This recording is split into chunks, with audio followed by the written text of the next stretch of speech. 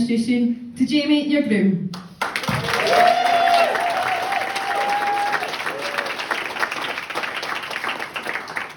Stand up, Jamie. Stand up. First of all, thank you, John, for those amazing kind words. First of all, I would like to thank my beautiful wife, Carol.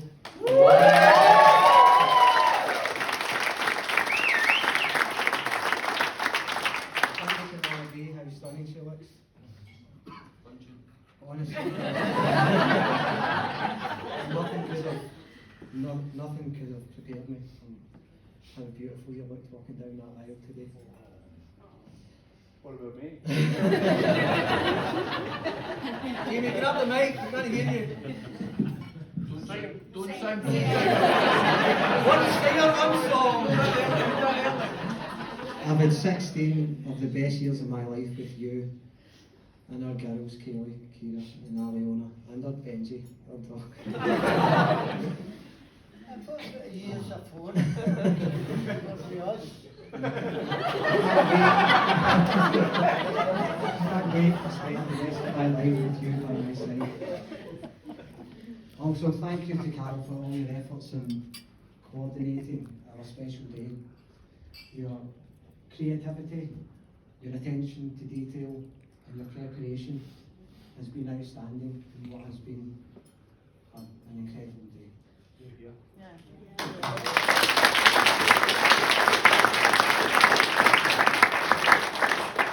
So I'd just like to say in front of all our family and dearest friends that I love you very much and hope that every day from this day on will be as happy as today. Just not as expensive.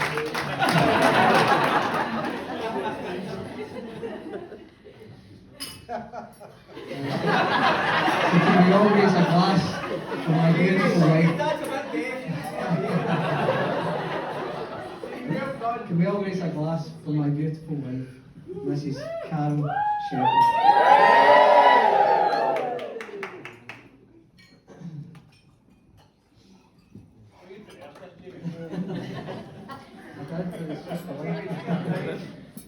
Secondly,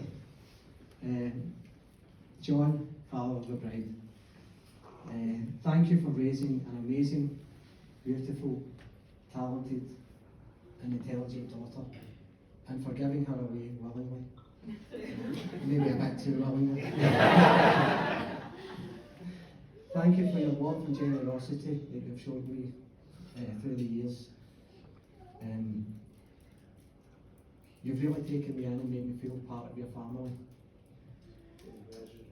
Thanks. And you've replicated that hospitality for everyone here today. I really couldn't have asked for better in-laws, and you can trust me when I say that I will always love and protect your beautiful daughter. Also, thank you for financing our wildest dreams. Carol and I could never have imagined getting married in such a prestige venue. That is Lochside Hotel. We will be forever in your debt. So can we all raise a glass for John, father of the bride?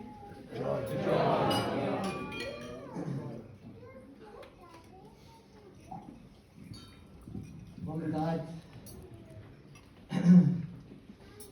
first of all, thanks Mum and Dad for producing such an amazing son. Sitting over there,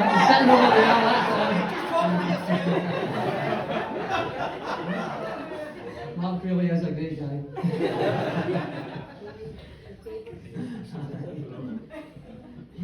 I've lost my train of thought.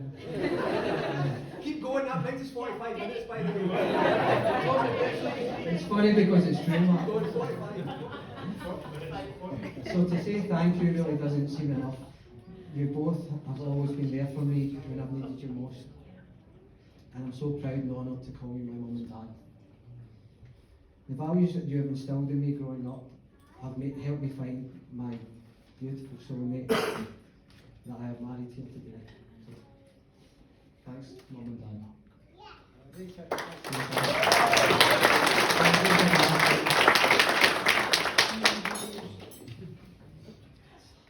Hop over. My bridesmaids, my girls, Kaylee, Kira, Aliona, I'd just like to say you look absolutely stunning today.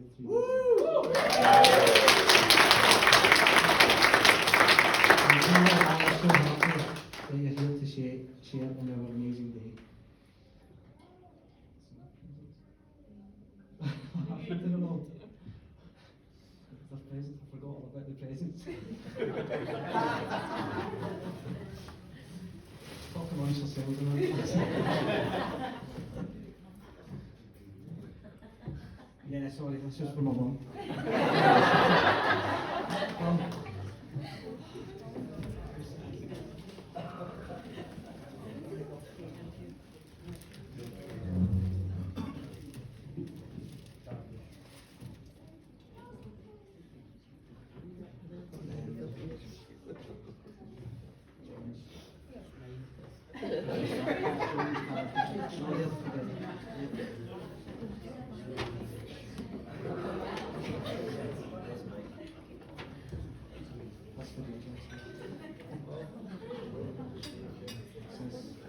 Oh yeah, that's for my dad, yeah.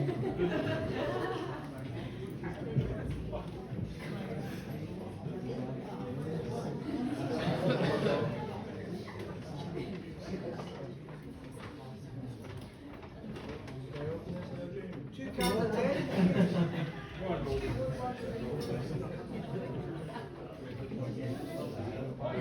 Rocky.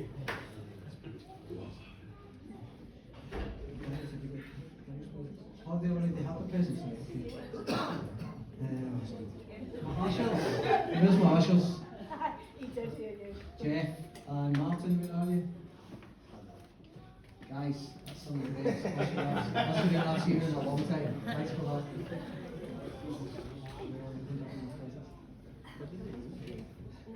Show people to the seat.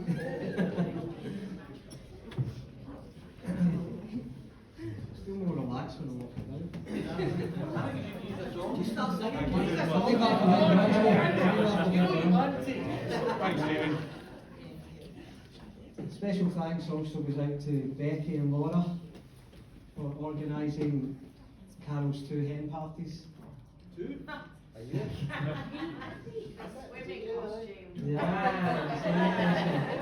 Becky did a better job. special thanks.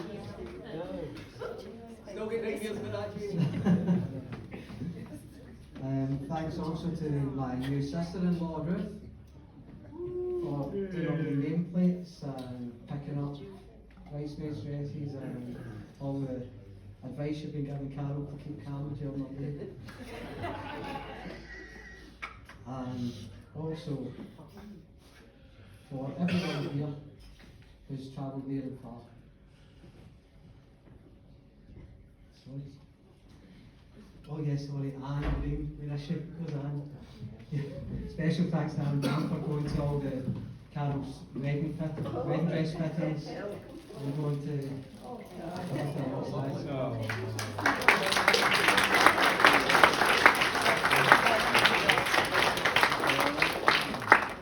Thanks to Kira and Chloe as well for their poems today.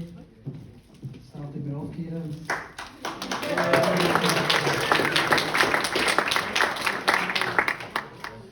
Now on to the best men. Thanks to my oldest, dearest friend, John McFarland, for organising both the stag do's.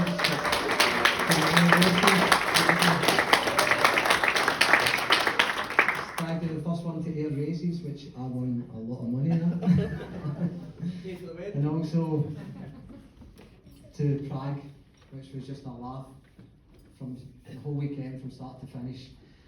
Mostly at my expense. And now I'm going to. The thing about the other best man is Bobby. Now, Bobby and John are two totally different people.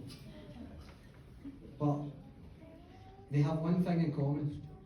They are both have the same nickname, The Exorcist, because every time they're in someone else's house, they're rid of all spirits.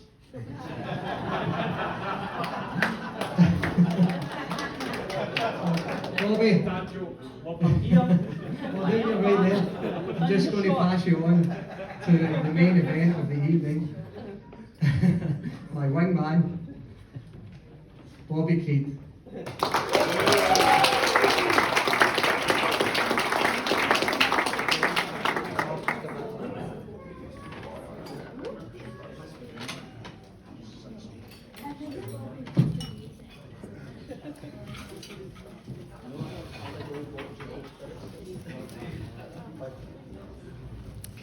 Good afternoon, everyone.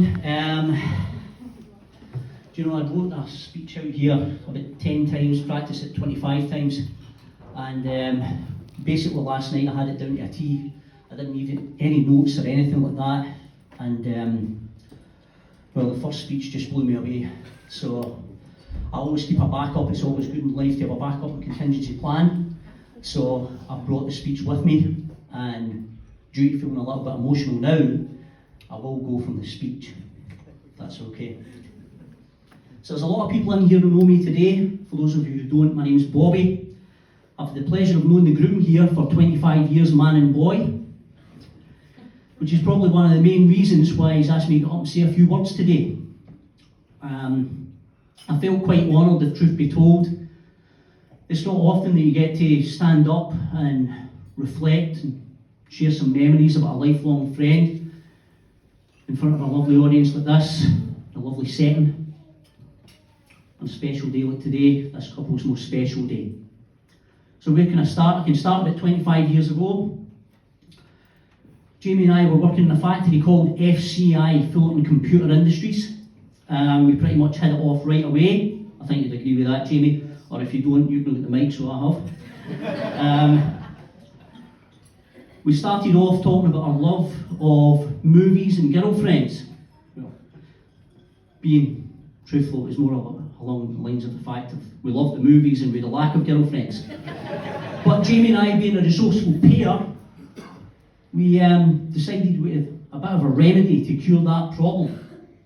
Rehearsals began in earnest, a pair of white matching jackets were bought, and karaoke's version of George Michael and Andrew Ridgeley quickly descended on every karaoke pub in Ayrshire. This was fantastic stuff back in a time where, thank God, there was no social media.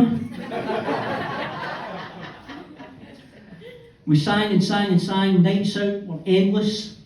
I can even recall one time even recalling Ronan Keating's 1999, was it, Jamie? 1999?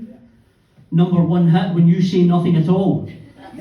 Launching into that at the top of our voices before being rudely interrupted by our boss Danny telling us that we should heed the words of the song, and there were other people waiting in the canteen lunch crew for the lunch apart from us. So that was happening way back in the day. These occurrences, right enough, were no isolated incidents.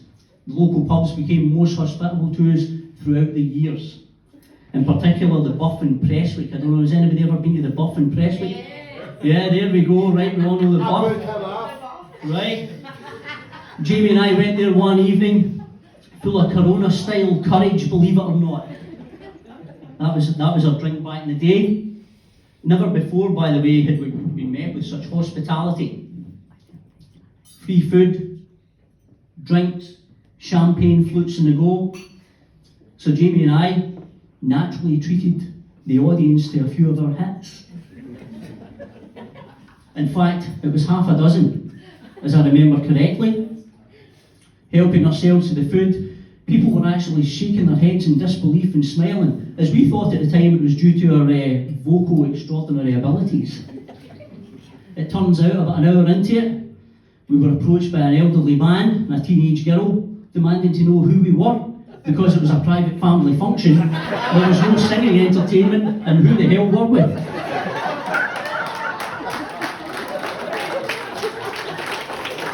I know, that's a true story, believe it or not, and there'll be none of that today. We all know why we're here. I can recall many years ago as well meeting Carol for the first time. And a few months later, sitting down with Jamie, and Jamie asking me what my opinion of her was. I could only be honest with him and say to him right at that time, I told him that without a shadow of a doubt, I thought that she was the one for him. He was quite surprised at the time and asked me, how could I be so sure? I said, Jamie, the woman has very poor eyesight and the patience of a saint. It's true, Jamie. Read that conversation. All kidding aside, I could stand here telling stories all night about him. And thankfully for him, I'm not going to, right? But it doesn't matter how much time passes between us seeing each other. There's always been a warm handshake, good smile, and good times all the time. And to be honest, that's what friendship is. And today, this is what life is. Yeah? Sitting here, enjoying everybody's company on your special day with people who love you. Now, there is a saying that goes like this: there's no amount of money ever bought a second of time. It's the most priceless commodity. Carol's mum, Pam, never had the chance to meet Jamie, but I know for a fact she's looking down on you all today with immense pride. Proud of the amazing life and strong family unit that the two of you have forged together through your love for each other. You're not only a credit to yourselves and your beautiful daughters, but to everybody's lives you enrich. So without further ado, I'd like everybody to raise a glass and have a little toast to Mr. and Mrs. Shepherd.